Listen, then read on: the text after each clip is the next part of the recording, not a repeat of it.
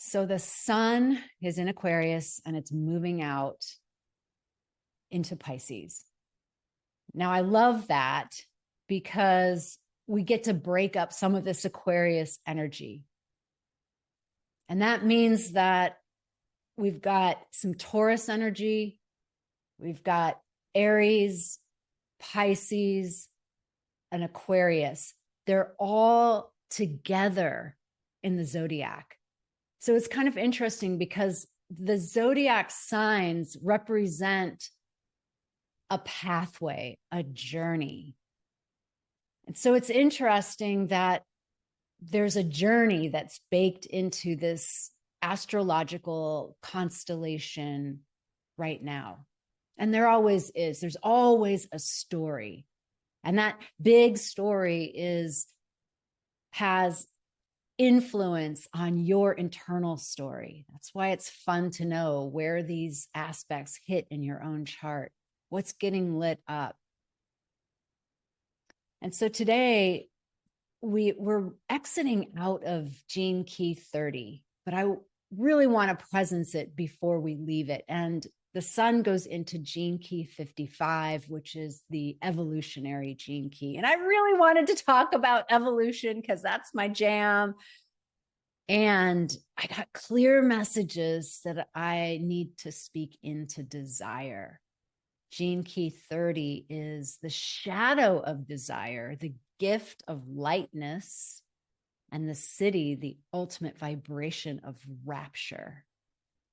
I'm going to take us in a little different direction because desire, to me, has both that shadow and it also is the gift. It's the gift. So perhaps the way that I'm sharing it has like all of the gene keys baked into it. And when the gene keys talks about Gene Key 30 being a shadow, desire being a shadow, what I think it means is attachment to our desire. And we've all been there. And I love being in a room with wise women because this conversation is a conversation that when you enter into a level of spiritual maturity, a whole new world around desire opens up.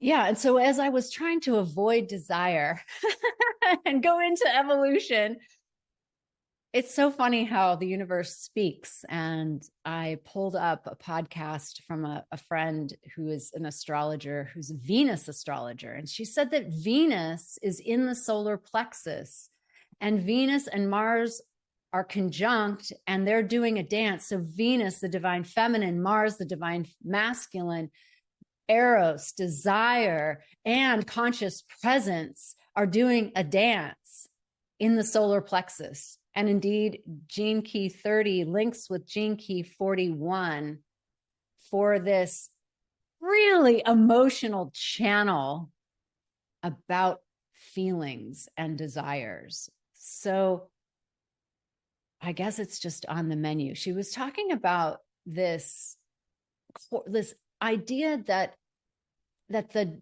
feminine is this, like, she's this seducer, and I'm going to use that in a good way. She's like pulling forth the best of us.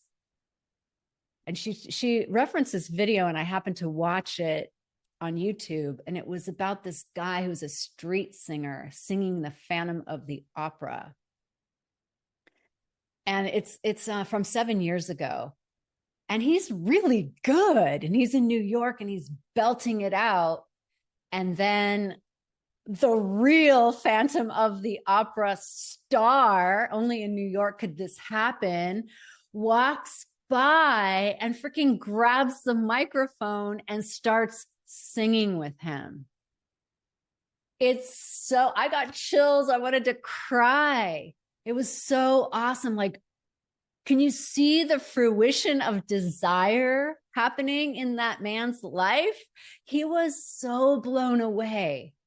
He almost couldn't even handle it. But she was like, no, come. And it was like, I could just see her in her mastery.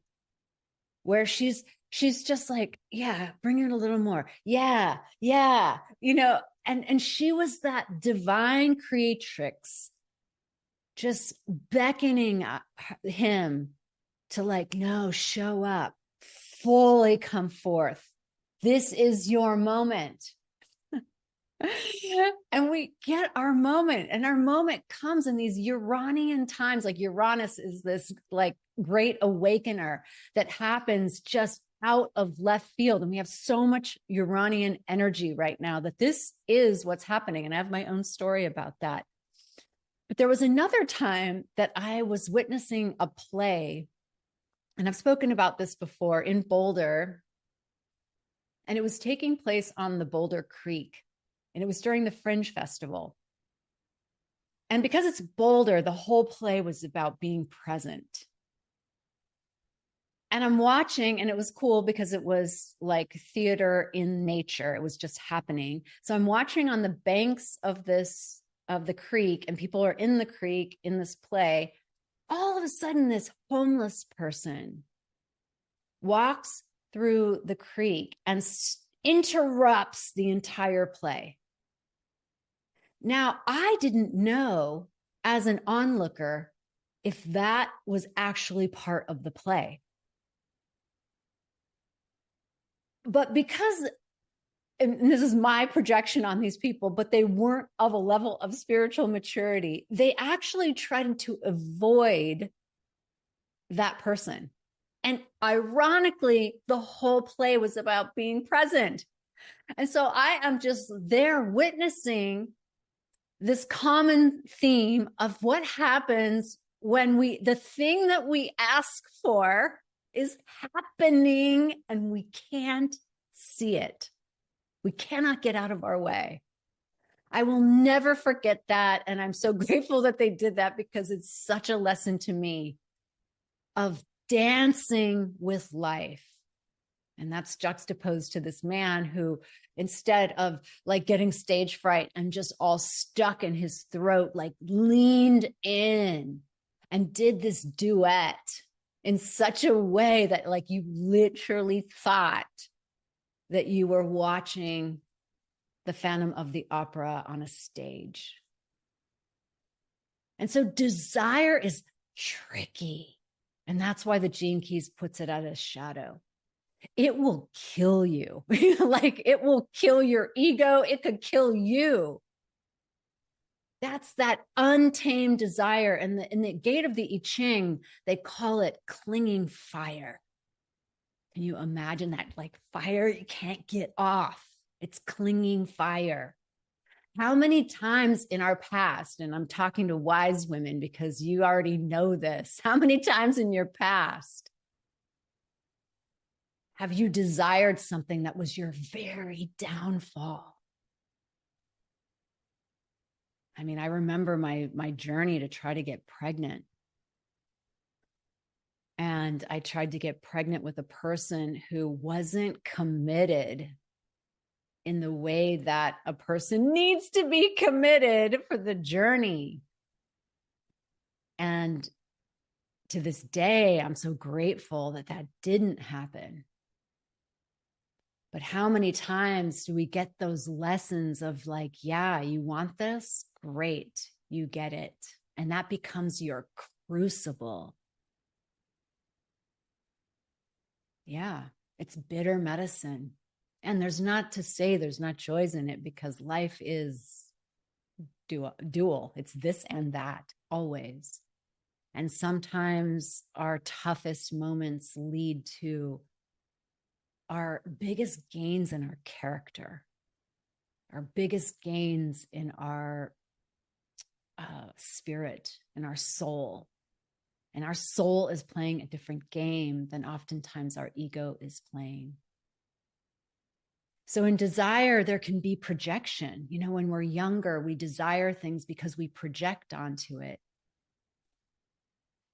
And somewhere along the line in jumping into this desire conversation, somebody was mentioning Lady Gaga.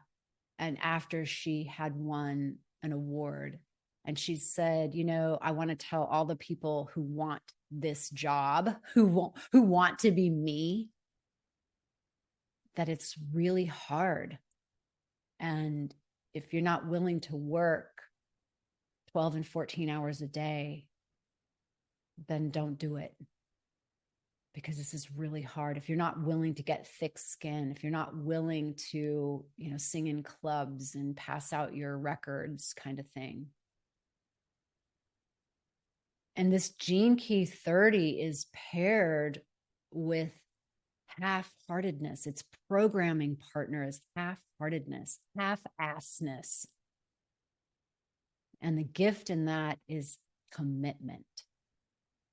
So if we truly are going to step into the deeper desires, we must pair it with commitment.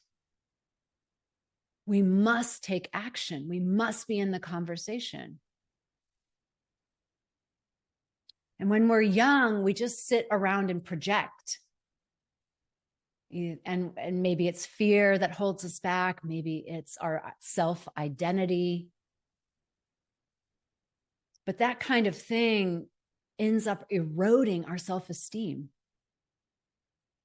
and our sense of worth, because we carry a vision that we're not willing to take action on.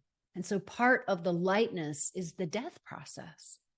Are you willing to let it go? And really right now, in this time of Pluto and Aquarius, we are truly in the middle of two ages. I mean, think about that. That's just crazy. There have been people all along. I mean, there's change of ages all the time.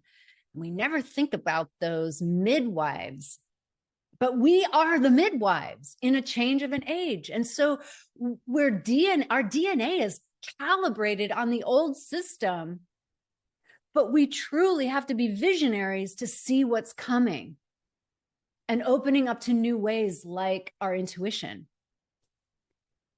like gnosis. And we have to clear the crap out to receive that, so that we can be the evolutionary feminine leader that we really are, to midwife the change. Because it can look like a lot of the same repetition unless we pattern interrupt it and really get committed. And I think the energies, I've been contemplating this, because I think the energies are about the Aries energy, I am. So right now we're very I am focused. When we move into the North Node in Pisces, we're going to be more collective focused. And also Pluto in Aquarius is having us build communities. But we're still in this beginning stage of who are you in this new world? And we know who we are through our desires. What do you desire to do? Who do you desire to be?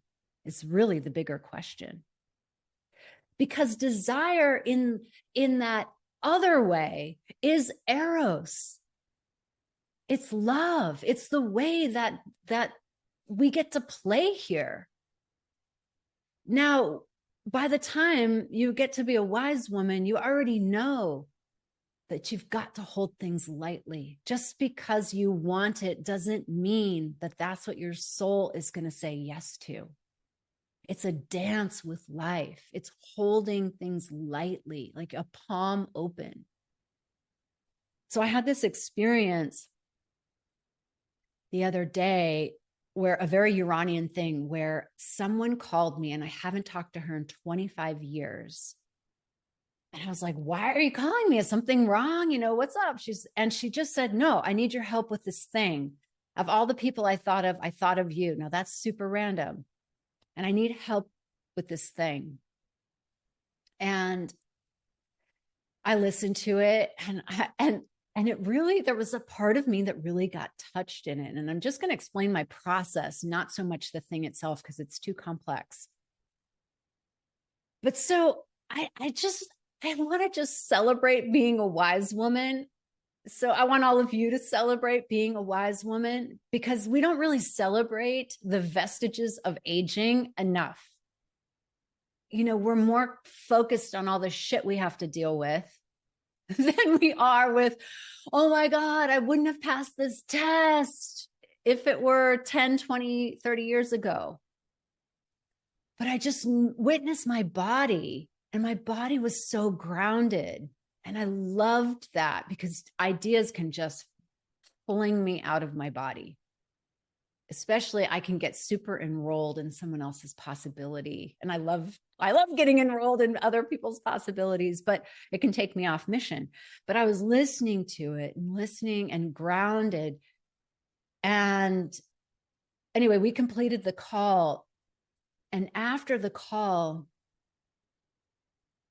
I had to process it and sit with it. And then I had this sense, and I started to cry because it really touched me. Her naming something about me, what felt like God. It felt like God said to me, I see this desire in you that you don't even see anymore. Yeah, it felt so good to be seen. It represents, like, her request of me represented a part of me that I don't feed right now because I'm really focused on my mission. But it was so true for me. And I loved that I didn't get out of body and that I didn't make up a story. And the parts of me who wanted to, I just witnessed it, but it was really grounded. And honestly, that's a hard earned yoga right there, that practice right there. And I just was like, thank you, thank you, thank you. I got the gift. I got that you see me, universe. And that we're in this conversation, we're in this dance. And I don't need to make meaning out of anything because the meaning will unfold. I don't need to make anything happen. I can just simply receive the gift of acknowledging my desire. And sometimes maturity has us pass on those desires because we get to check in what's true now.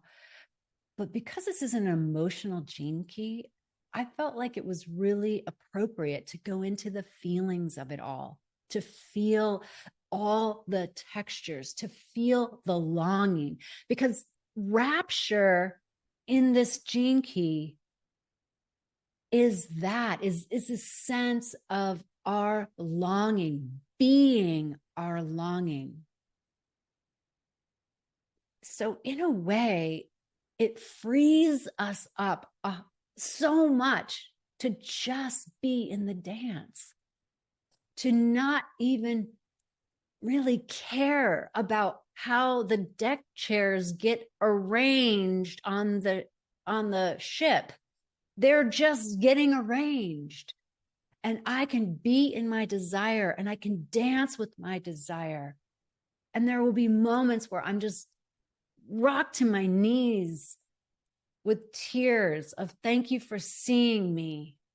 And then I get up and I sweep the floor and we go back to life as it was, or whatever, or allow life to change. It goes down a river. Maybe it's going to change. And maybe there are things to say goodbye to. This is the mystery. This is the divine feminine. She brings these mysteries. And the masculine sits in this pure awareness, this untouched place, knowing that it is everything and it is nothing. And so it holds that place while desire dances with it and coaxes it out to play. So if you've been one of those people that have been super spiritual and you have rid yourself of desire, I'm going to say, play with it. Get into the divine dance. Get into Eros. Don't allow that moment, that nectar Don't allow the rapture to pass. Play with it, but play with it as a wise woman. Play with it with ears to hear the deeper meaning, or eyes to see the deeper call. That's level 3. Remember, we talked about the 3 levels of consciousness? That's level 3 consciousness. Seeing all the way through the duality to actually, the heart of manifestation is I already have that. So in that moment, I actually already had the fruition of that desire. I had the feeling of it. And so I'm going to conclude with desire to me also encompasses the elements. So it has the quality of air, which is ideas, inspiration. It has the quality of fire. And part of this gene key is named celestial fire, because the process of desire is a fire. It purifies, it burns away those fears. You will have to meet them. You will have to surrender to them. You will have to allow them to kill you so that you can rise in purity out of that fire. I think it has the quality of water because it's so freaking emotional. We can cry when we don't get our desire, and it just, it can hurt. It really brings us into that solar plexus, the feeling quality of what it means to be human in a dance with God. And it brings in metal energy because it has to cut through our ego, it has to cut through our attachments if we are to really purify desire. And then it brings in earth energy. Ultimately, this is the axes of Pisces and Virgo. And we'll be exploring this in the full moon transmission of the full moon in Virgo. Because Virgo says, yes, Pisces, you're out there, you're feeling oneness, but I want to play in form. I want to integrate that knowledge in my body. So we bring in the earth element by grounding it in 3 space. And that's where that commitment comes in. Of the programming partner, Gene Key 29 says, yeah, you got to be committed. And so anything that is of the elements speaks to our archetypal experience. And as we get into the sisterhood activation, we're going to work with our wisdom around desires as we conclude Gene Key 30 and get ourselves ready for the full moon. So let's rub our hands together with gratitude for the journey of being human and having these desires that can be so maddening and so beautiful. And let's beam it out. Holding in our sacred heart space, the longings that we carry for ourselves personally and for the collective, for humanity, for Mother Earth. And we join all of creation in this belonging for the benefit of all beings. We do this work. And we thank you, all the elements of fire, air, ether, water, metal, earth. Thank you. Namaste.